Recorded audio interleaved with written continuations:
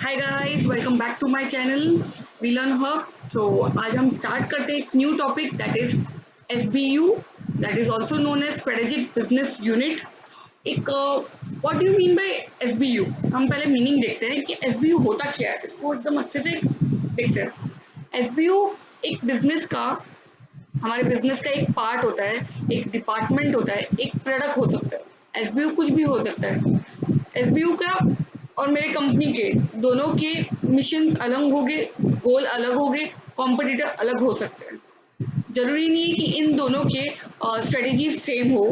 मेरे एक डिपार्टमेंट के और मेरे पूरे बिजनेस यूनिट के जरूरी नहीं है कि दोनों के स्ट्रेटेजी सेम हो, कॉम्पिटिटर सेम हो, इनके गोल सेम हो। ये दोनों डिफर कर सकते हैं। इसको बोलते हैं स्ट्रेटेजिक बिजनेस यूनिट, राइट। एक सेपरेट यूनिट है ये मेरे पूरे बिजनेस का। Meaning, SBU is a separate system unit in the company which has a separate mission and objective that can be planned independently from other company business. पूरे business में से इसका एक अलग ही पार्ट है जिसकी प्लानिंग भी अलग चाहिए रहती है, इसकी स्ट्रेटेजीज भी डिफरेंट चाहिए रहती है मुझे। It is an autonomous unit of a firm. ये एक अपने वे में चलता है, इसका एक अलग ही पार्ट है, अपने हिसाब से चलता है। इसकी स्ट्रेटेजीज अलग होती है, इसके कॉम्पिटिटर्स अलग है, इसके गोल्स अलग है, इसके मिशन अलग है। Each business unit is a SBU. और जितने ऐसे बिजनेस के अलग अलग टाइप होंगे उसके एक अलग अलग एसबीयू होता है। और डिवीजन ऑफ कंपनी में ऑल्सो भी कॉल्ड एज यूनिट। एक एग्जाम्पल लेते हैं इसका, जैसे हो गया Tata, right. Tata Motors, Tata Tata Docomo, Tata jewelleries, that is Tanish, बराबर। ये क्या है, अलग अलग एसबीयू है। अब टाटा टनिष्क और टाटा मोटर्स के एक जैसे ही मिशन नहीं हो सकते, गोल नहीं हो सकते, इनकी स्ट्रेटेजीज डिफरेंट होगी। टाटा डोकोमो की स्ट्रेटेजी अलग होगी, राइट। इनके कॉम्पिटिटर्स भी अलग होंगे। जैसे टाटा टनिष्क के कॉम्पिटिटर्स रहेंगे ज्वेलरीज वाले, राइट। जो डिफरेंट डिफरेंट बड़े बड़े ज्वेलरीज वाले हैं वो उसके कॉम्पिटिटर्स रहेंगे। जैसे रिलायंस ज्वेल हो गए, वो सारे इसके कॉम्पिटिटर्स रहेंगे। इसकी स्ट्रेटेजीज अलग रहेगी, इसका कंपटीशन अलग रहेगा, इनके प्रॉफिट मेकिंग टाइप अलग रहेंगे। इनको कैसे करना है, इनके एडवर्टीजमेंट के स्टाइल भी हम अलग मान सकते हैं कि एकदम अलग रहेंगे इनके, राइट। कैरेक्टरिस्टिक देखते हैं इसके क्या क्या है। इनके तीन कैरेक्टरिस्टिक है, एसबीयू के तीन कैरेक्टरिस्टिक है। एक क्या है, it is a single business और collection related to business which offer scope of independent planning which is might feasible stand alone from the rest of the organization। इसका क्या है, पहला पॉइंट क्या है, इंडिपेंडेंट प्लानिंग है इसकी। इसके ओन सेट ऑफ कॉम्पिटिटर्स होते हैं, सेकंड। और इसके मैनेजर्स, हर एक एसबीयू के अलग अलग मैनेजर्स होते हैं, अलग अलग स्ट्रेटेजी प्लानर्स रहते हैं इनके। Has a manager who is responsible for strategic planning and profit performance and who has a control of profit influencing factor.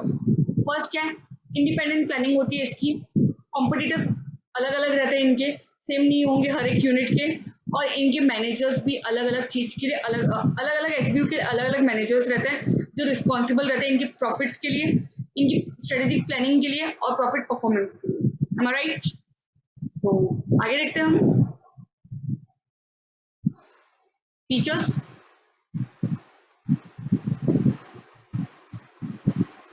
They are in the organization structure. एक पूरा ऑर्गेनाइजेशन का स्ट्रक्चर रहता है, उसमें ही उसका एक पार्ट रहता है। They are organizational unit without separate legal personality. इनका कोई एक लीगल पर्सनैलिटी नहीं रहती है, बट एक यूनिट रहती है सेपरेटली जो इंडिपेंडेंटली चलती है, बट है तो पूरे ऑर्गेनाइजेशन का पार्ट ही है। They utilize product market strategy. कैसे यूटिलाइज करते हैं, प्रोडक्ट के हिसाब से अपनी मार्केट स्ट्रेटेजी चेंज करते रहते हैं। जैसा प्रोडक्ट वैसा मेरा मार्केट स्ट्रेटेजी रहेगा। Type of activity perform by item is crucial and decisive importance of whole company, बराबर। ये कंपनी के हिसाब से नहीं चलते, अपने प्रोडक्ट के हिसाब से चलते हैं। इनकी स्ट्रेटेजीज भी अपने प्रोडक्ट के हिसाब से रहती है, इनकी परफॉर्मेंस सब कुछ इनके प्रोडक्ट के अपनी यूनिट के हिसाब से रहता है। Functional and decision making autonomy include laboratory testing, production, finance, accounting, marketing. SBU की ये सब कुछ अलग रहते हैं। इनकी टेस्टिंग अलग होती है एक यूनिट की, प्रोडक्शन अलग होता है, फाइनेंस, अकाउंटिंग, मार्केटिंग सब कुछ इनका एक अलग रहता है। एक पूरा मार्केटिंग स्ट्रेटेजी इनका अलग होता है, right. SBU has a divisional structure which is determined by size of production, technology, research activities, financial and accounting process and marketing activities। मैंने बोला इनके हर एक यूनिट के अलग अलग डिविजन्स रहते हैं। Technology department, research activities, financial, accounting, marketing activities, हर एक एसबीयू के डिफरेंट होते हैं। क्यों? क्योंकि इनकी स्ट्रेटेजीज एकदम अलग रहती है, इनके प्रोडक्ट एकदम अलग रहते हैं, इनके गोल एकदम अलग रहते हैं, इसीलिए राइट।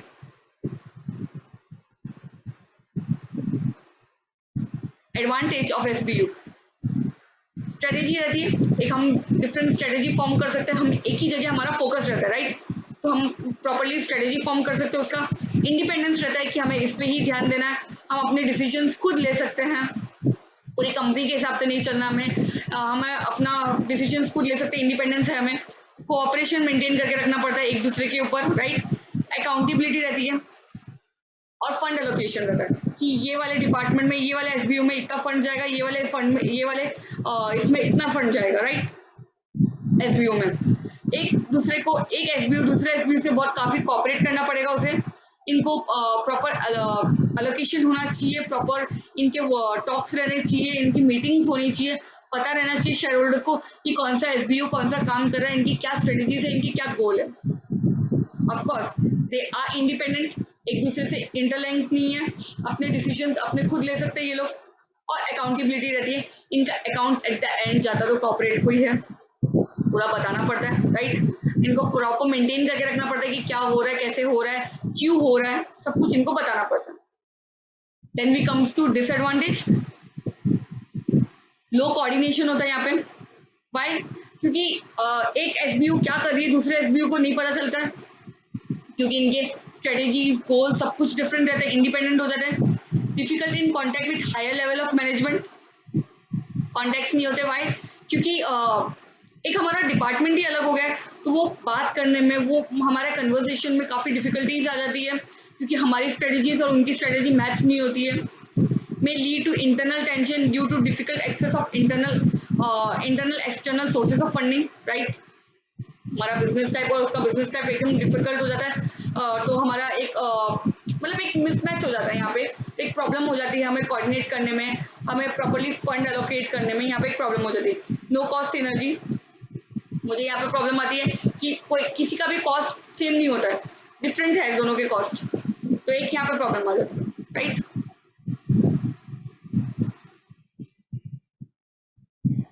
इसके एडवांटेज और डिसएडवांटेज काफी इजी है। फर्स्ट है स्ट्रेटेजी, हम बोल सकते हैं इसमें कि एसबीयू की स्ट्रेटेजीज एकदम अलग रहती है, डिफरेंट रहती है। अकाउंटेबिलिटी, इनकी अकाउंट्स, इनको प्रॉपर अकाउंट्स मेंटेन करना पड़ता है, एक दूसरे के ऊपर कहीं पे भी कोई भी लायबल नहीं है, ये लोग अपने इंडिपेंडेंटली लायबल रहते हैं हर एक चीज के लिए, ये लोग खुद अकाउंटेबल है। कोऑपरेशन मेंटेन करके रखना पड़ता है, that is very difficult I know, but इनको फिर भी मेंटेन करके रखना पड़ता है, सबको बताना पड़ता है कि ये लोग क्या करें, इनके डिसीजंस इनको बताने पड़ते हैं।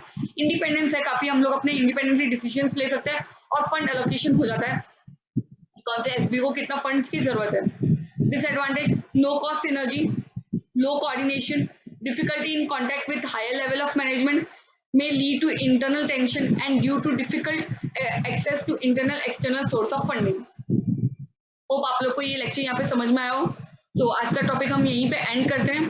अगर आपको ये लेक्चर अच्छा लगा है तो please don't forget to like, share and comment, and if you have not subscribe to this channel please subscribe it. Thank you.